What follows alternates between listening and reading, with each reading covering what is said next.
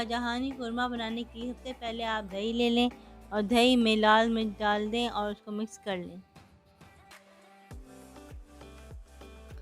جس کے بعد آپ نمک، پسی ہوئی چھوٹی الائچی اور تلی ہوئی پیاز چورا کر کے ڈال دیں۔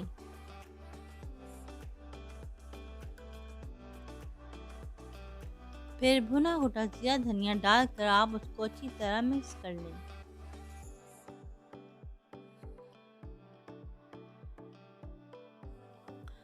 اور اس کے بعد کڑاہی میں 1 کپ تیل ڈال دیں اور اس میں تیز پتے اور لونگ ڈال کر کڑھائیں۔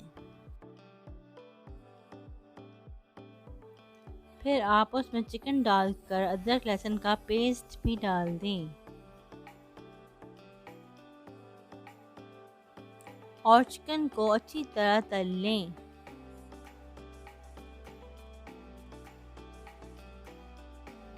ویڈیو کو ضرور لائک کریں، اپنے دوستوں کے ساتھ شیئر کریں اور کوثر فوڈ ٹی وی کو ضرور سبسکرائب کریں۔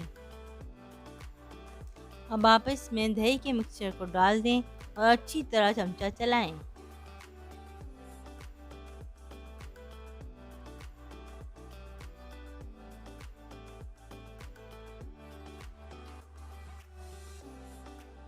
پھر آپ اس میں پسے ہوئے بادام ڈال دیں